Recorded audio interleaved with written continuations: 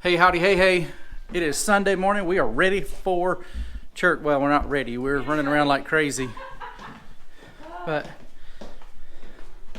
I'm going to try a different type of mask today just to see if that's easier while I'm speaking. The one that I normally use is a Norwex one.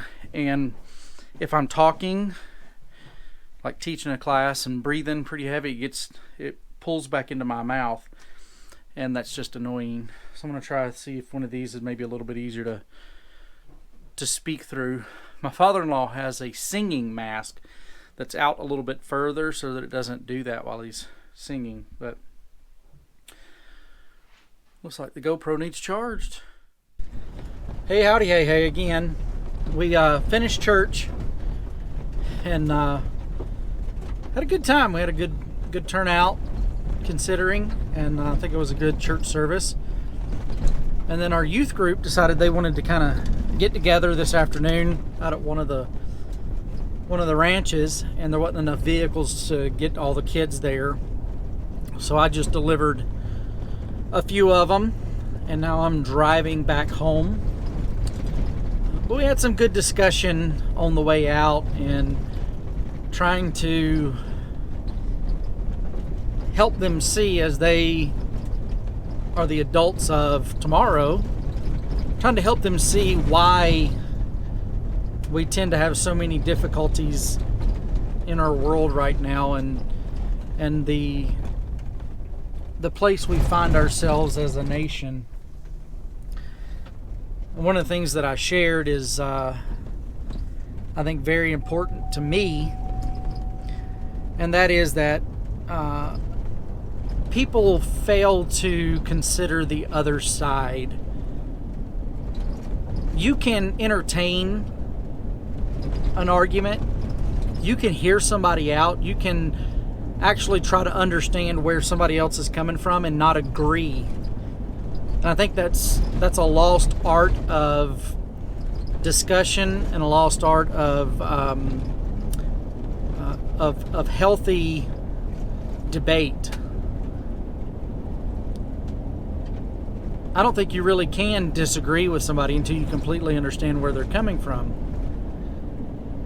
So yeah, we had a really good discussion about that, and you know, since I've been the pastor here,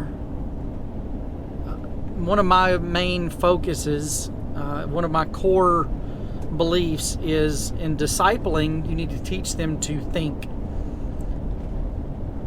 I mean, when you get down to it, there are a few things in the Bible that are very specific and cut and dry, that we clearly know as right and wrong, that God gives us clear commands about, like lying or adultery or something like that.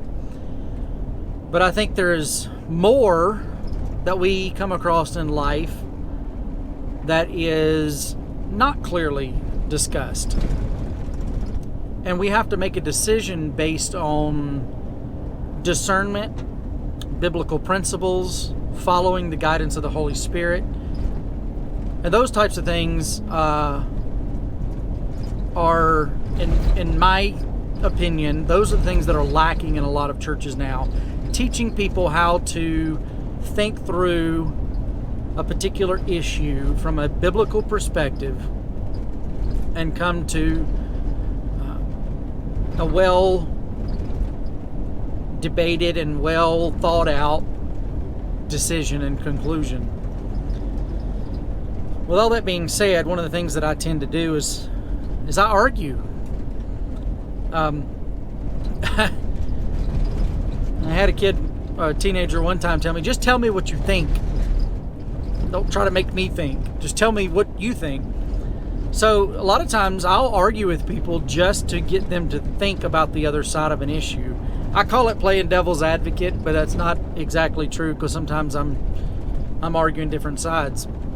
But I like to expose people to an alternative argument or a different way of thinking about it, so that they fully think through the process in order to reach a conclusion. And that was kind of what I was sharing with them on our way out here, is trying to understand that many people in our world refuse to even listen to the other side. They just want to stomp their feet and yell their side of the story, and that doesn't help anybody. That's not going to make inroads. That's not going to bring things to a conclusion. All that does is the guy with the biggest fist wins. Well, that doesn't help anybody but the guy with the biggest fist.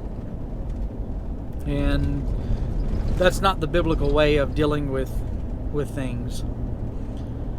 So yeah, good discussion with our teenagers.